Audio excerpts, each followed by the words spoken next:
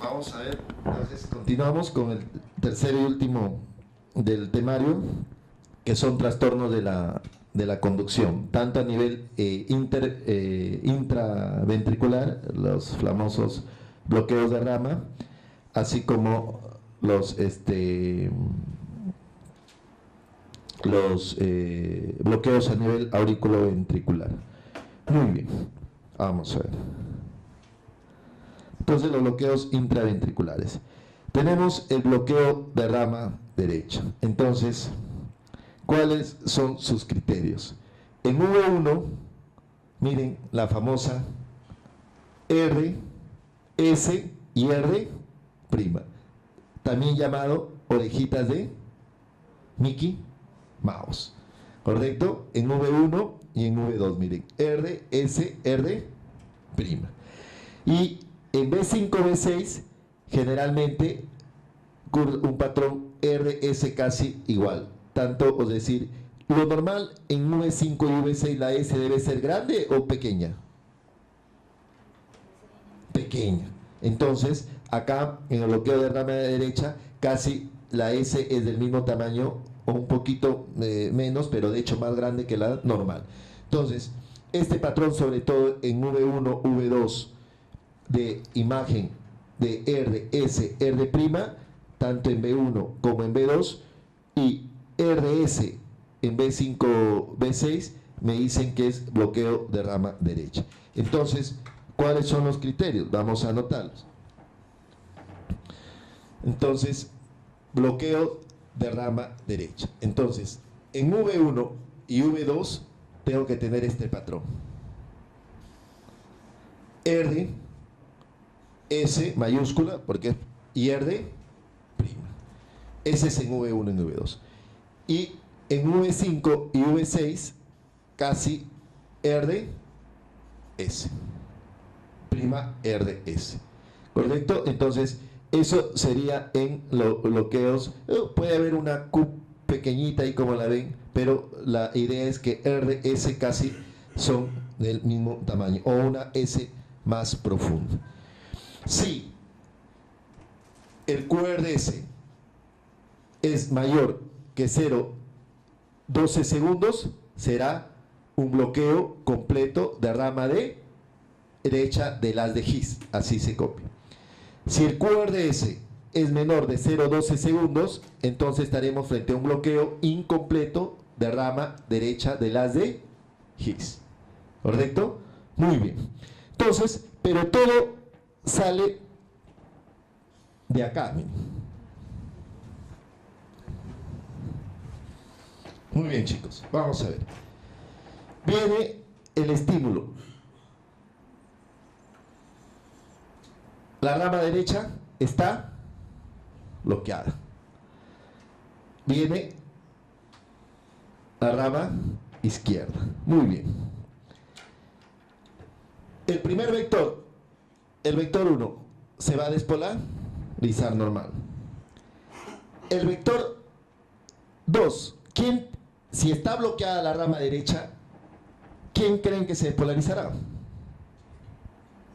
El izquierdo. Es decir, se va a despolarizar el ventrículo izquierdo. Muy bien. Y luego, después de que el ventrículo izquierdo se ha despolarizado, ¿a quién viene a despolarizar? Al ventrículo derecho. ¿Sí quedó claro eso? Entonces, primero se despolariza el septum, que es el vector 1. Si no hubiera este bloqueo, ambos ventrículos se despolarizarán al mismo tiempo. Pero como la rama derecha está bloqueada, se despolariza en segundo lugar el ventrículo izquierdo. Pero ustedes sabemos la ley del todo o nada. Tienen que estar despolarizados los dos ventrículos para que haya contracción. Después que se despolarizó el ventrículo izquierdo, en tercer lugar viene a despolarizar el ventrículo derecho. Muy bien. Entonces, eso lo trasladamos acá. ¿Acá quién está? V1, V2. El vector 1, normal. Con respecto a V1, V2, ¿lo mira o no? Lo va a mirar. Entonces, va a ser una deflexión positiva. Pequeña porque es despolarización del septo. De ahí, ¿quién se despolariza? El ventrículo el vector 2. Con respecto a V1, V2, ¿se acerca o se aleja? Se aleja. La despolarización del ventrículo izquierdo se aleja. Será una deflexión negativa. De ahí, ¿quién se despolariza? Después que se despolariza el ventrículo izquierdo, ¿a quién viene a despolarizar? Al derecho. Este vector 3 del ventrículo derecho, con respecto a V1, V2, ¿lo mira o no? Va a ser 1. Y es ahí donde aparece. La primera deflexión positiva siempre va a ser R. Doctor, mayúscula o minúscula, porque es del septum pequeño. La deflexión que le sigue a una deflexión positiva siempre va a ser S. Y las demás deflexiones positivas, R', si hubiera otra, R2', exacto. Entonces, es ahí como aparece entonces la despolarización. ¿Correcto? Nos vamos a V5, V6. Acá está V6 y V5. El vector 1, ¿lo mira o se aleja? Se aleja. Ahí está el vector amarito que está ahí. ¿Correcto? Muy bien. ¿De ahí quién se despolariza? El ventrículo izquierdo, el vector 2. A V5, V6, ¿lo mira o no? Lo mira. ¿De ahí quién se despolariza? Se aleja. Ahí está. Por eso sale el famoso Q pequeñita, RS casi. ¿Correcto? Entonces, con respecto a este bloqueo de rama derecha. ¿Sí? Entonces, ¿les quedó claro? Muy bien, vamos a ver.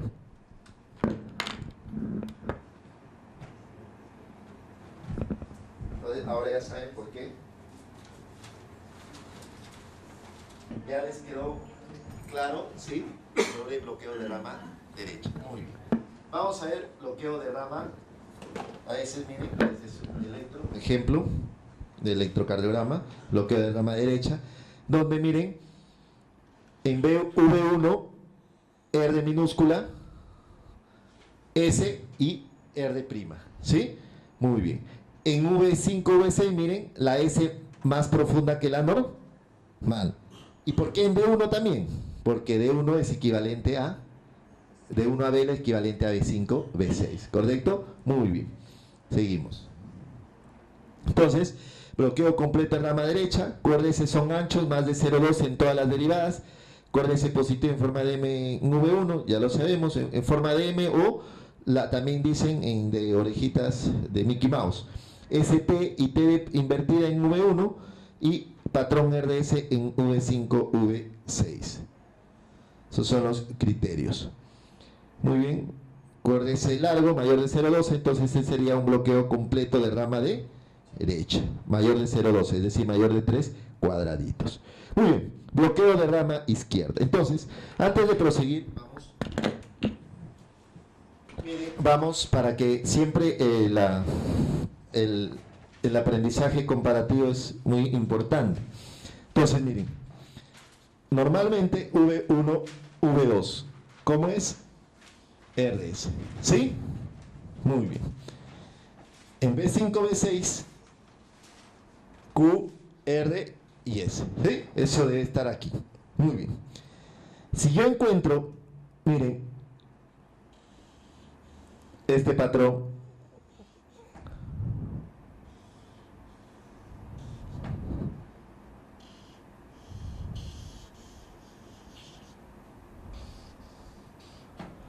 entonces digo, para empezar, no es normal, porque R en V1 debe ser pequeña.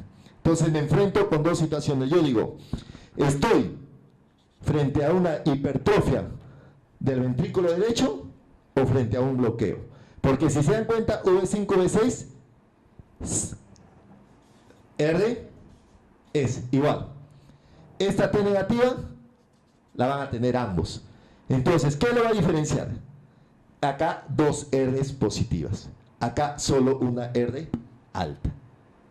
¿Correcto? Solo una R alta. Entonces, ojo ahí, miren la diferencia con lo normal. Muy bien. Hacemos cómo era la hipertrofia del ventrículo izquierdo.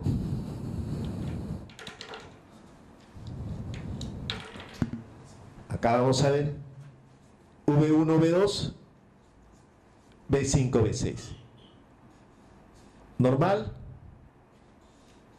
normal. Hipertrofia ventrículo izquierdo, la exageración, ¿sí?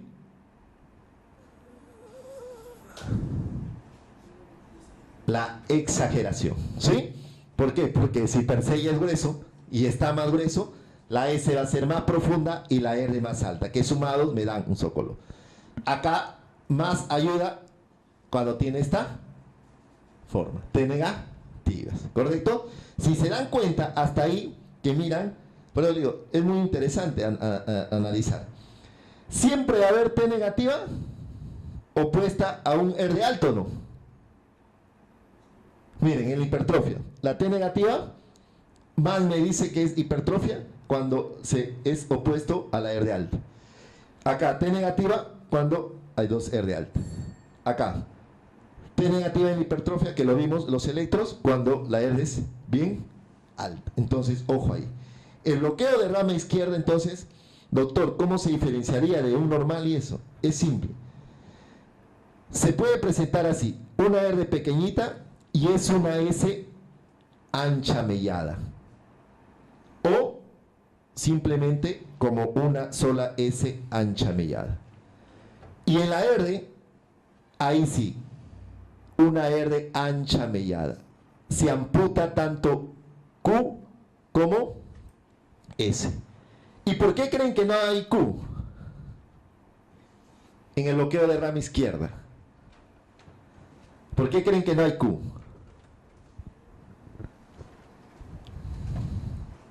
A ver, ¿por qué creen que no haya Q? En el bloqueo de rama izquierda se amputa.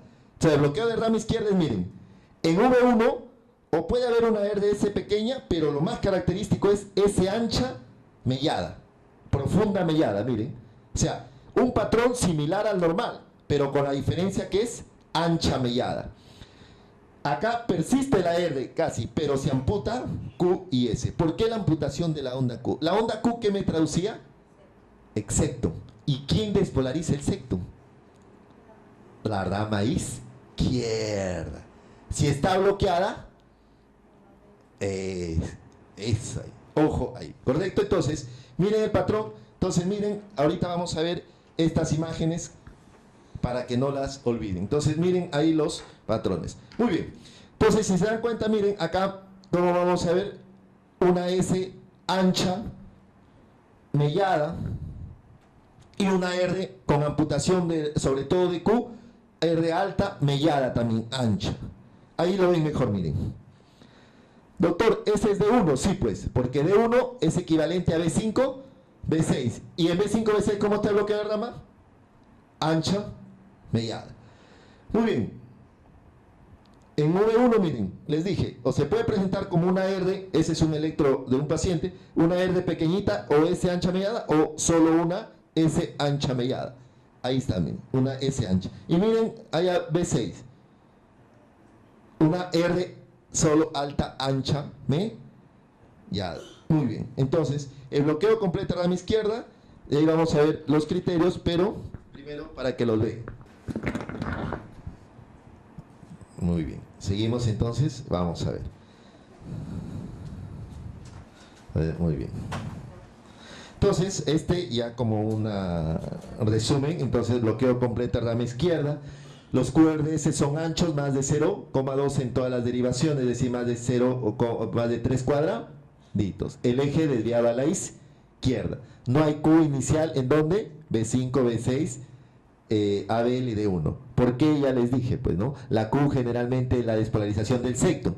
La despolarización del secto me la da la rama izquierda. Y si está bloqueada, obvio, está amputada. Y ST elevado, S profunda en V1 y V2, como hemos visto, miren. ¿Sí? Muy bien.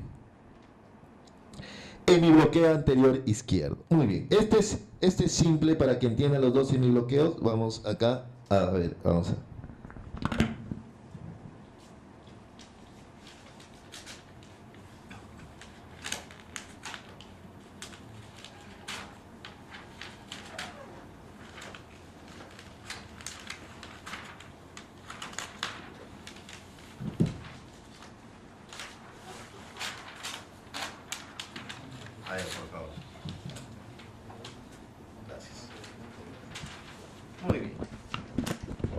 Entonces, ya creo que normalmente ya conocemos la mayoría de derivadas, ¿o no? Vamos a ver.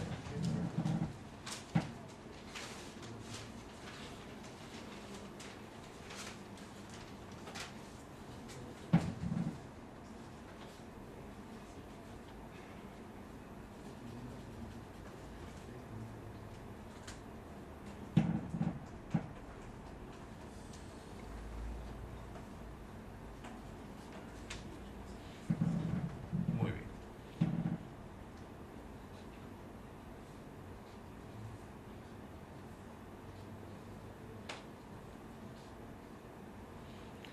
Creo que conociendo las precordiales, las otras se deducen. Son más simples. Muy bien, por eso le digo. V1, V2, RS, ¿sí? Profundo. Eso ya. B5, B6. ¿Sí? Muy bien. De hecho va a tener sus variaciones, ya cuando uno es especialista de tanto, o sea, pero este es el patrón normal, pero va a tener sus pequeñas variaciones dentro de la normalidad. Pero esto es lo que ustedes tienen que tener. Fácil. Yo sé que D1 a B es equivalente a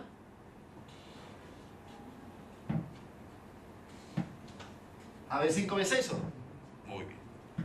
Yo sé que D3 y ABF es equivalente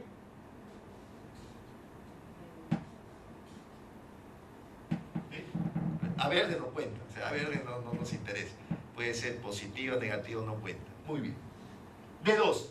D2 generalmente, normalmente es positivo. Es positivo.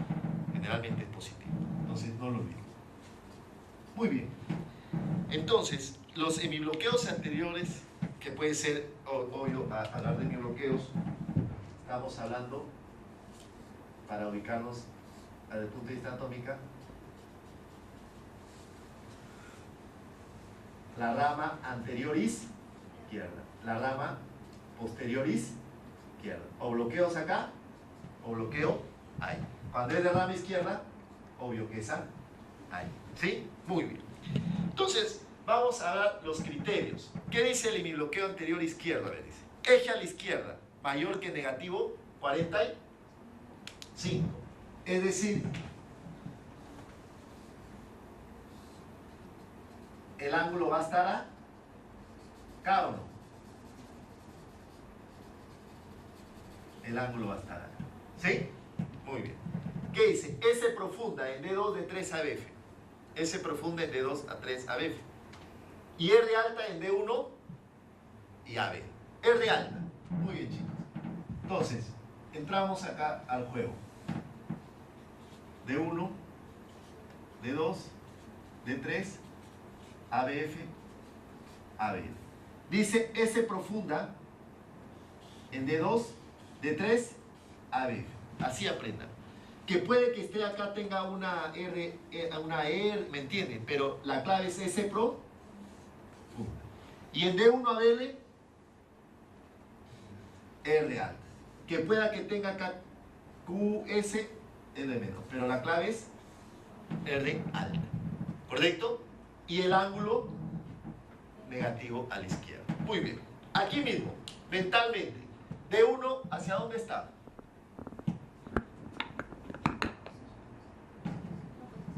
Si es positivo, acá, D1.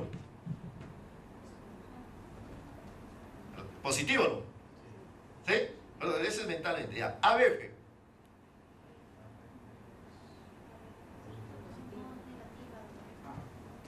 Negativa. ABF. No olvidemos que es R menos S. ¿Va a salir negativo o no? ¿Sí? ¿Se ubicaron o no? Es R menos S. En D1 es R menos S. Para hallar el eje. Se olvidaron. El eje es R menos S. En D1, si R es positiva, esta derivada va a ser positiva, ¿no? Si acá S es profundo en ABF, va a ser negativo, ¿no? Porque R puede ser pequeñito, ¿no? Pero ¿quién va a prevalecer? Al yo estar menos con algo más grande, negativo. Y en el eje ¿dónde sería ese ángulo? Positivo AFF, ¿dónde es negativo? Acá, ¿o no? ¿A ver? ¿Sí? ¿Ya se dan cuenta? ¿A ver o no? El ángulo va a ser de negativo 45 hacia más. ¿Sí? Muy bien. Lo segundo, hemibloqueo posterior. ¿Cuáles son los hemibloqueos posteriores? Acá es al revés. D1 y ABL, S profunda. ¿Correcto? Y D2, D3, ABF, R alta. Muy bien. Ángulos. ¿Este será un ángulo positivo o negativo? Negativo, muy bien. Porque el R va a ser pequeñito. ¿Correcto? Menos negativo. ABF, ¿va a ser positivo o negativo? Positivo, ¿correcto? Muy bien. ¿Dónde estoy? Si tengo negativo y positivo. ¿Acá o no? Ya. ¿Cuál es el criterio?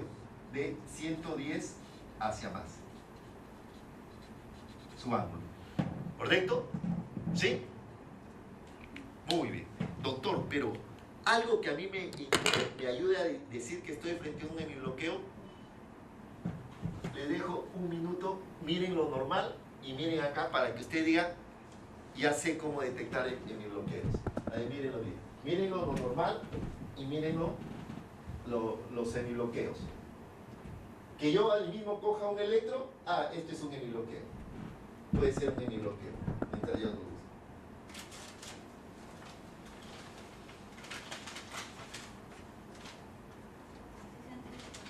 Claro, si se entiende. Que yo lo coja y diga, este es un hemibloqueo.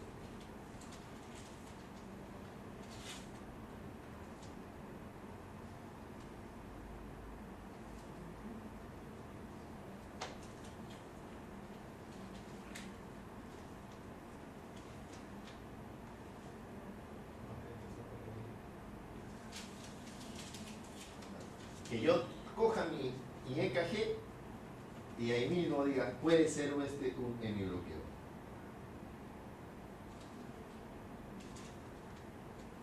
Yo tengo la tira de 1, de 2. Son las dos primeras derivadas, ¿o no? ¿Sí? En el electrocardiograma, cuando yo cojo. Muy bien. Exacto. Lo normal es que D1 y D2 siempre estén en el mismo sentido.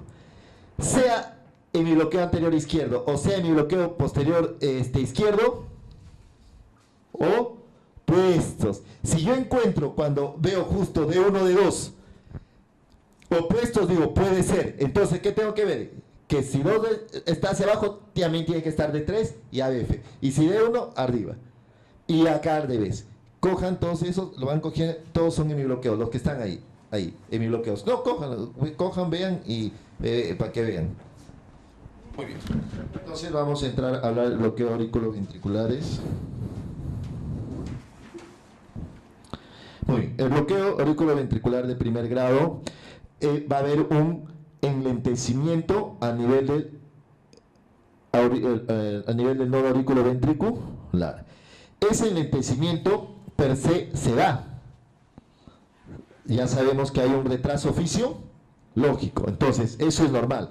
Pero cuando ese retraso se prolonga, es decir, el intervalo PR es mayor de 0,20, entonces estaríamos hablando de un bloqueo de primer grado. ¿Qué características cumple? Ahí lo vamos a ver. El intervalo PR mayor de 0,20. El intervalo PR es constante, ¿correcto? Mayor de 0,20, intervalo PR constante. Eso es lo que lo define. Y ahí está, miren. Por ejemplo, ahí está el intervalo PR. Si lo ven desde aquí, esta es la onda T, esta es la onda P, de aquí hasta acá hay más de 5 cuadraditos. Y constante en todos. Ese es un bloqueo de primer grado. Y ahí está en la foto más grande, miren. Ahí se ve mejor, ¿correcto? De donde empieza, ¿sí? Hasta el complejo QRS mayor de 0,20. Muy bien, ese es de primer grado. Ahí está. Bloqueo de segundo grado. 2, MOVIX 1 o fenómeno de Wenckebach y el MOVIX 2. El fenómeno de Wenckebach, el MOVIX 1, quiere decir que el estímulo se va retrasando paulatinamente. Si se va retrasando el estímulo, quiere decir que el PRD se va alargando. Y llega un momento que uno no conduce, se bloquea. Entonces, la pregunta es, ¿el intervalo PR será constante? No, porque se va alargando progresivamente. Y ahí lo vemos, miren. Ese intervalo PR se va alargando.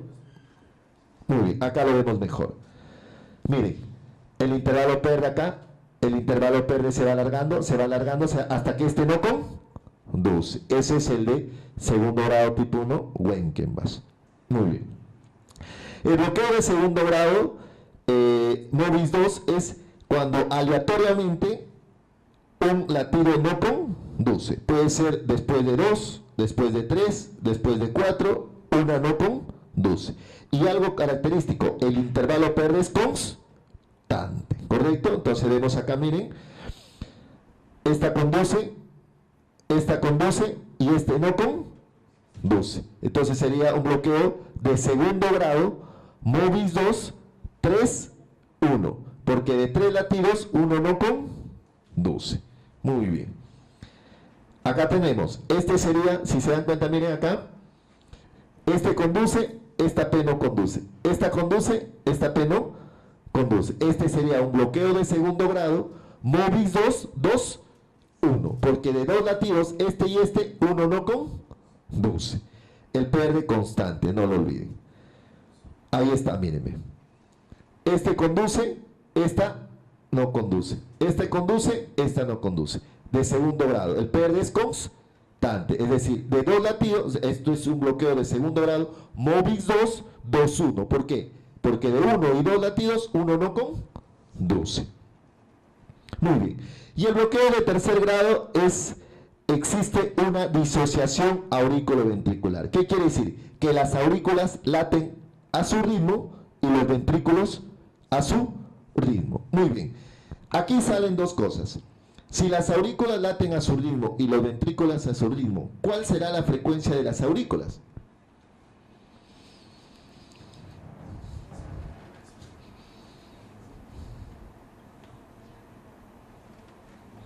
De hecho, la frecuencia de las aurículas va a estar entre 60 a 100, porque esa frecuencia va a ser del nodo sinusal. Y la frecuencia de los ventrículos menos de 40, porque sabemos que el nodo AB es de 40 a 60, menos debajo del nodo AB es menos de 40, correcto. Esa es la primera inferencia. 2. El intervalo PR es irregular, no es constante. La onda P cae donde sea, puede caer antes del QRS, en el mismo QRS o después del QRS. Por eso el intervalo es irregular. Muy bien, entonces vamos a verlos con los electrocardiogramas. Muy bien, en conclusión, si yo estoy frente a un bloqueo auriculoventricular, tengo que ver el PR. Si es constante, tengo dos opciones. ¿Cuáles?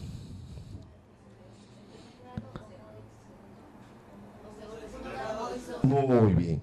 Y si es irregular, o es de segundo grado Wenckebach, MOVIX 1, o de tercer grado. Ya, miren, viendo el intervalo, ya de los 4, ya me quedo con 2. Muy bien.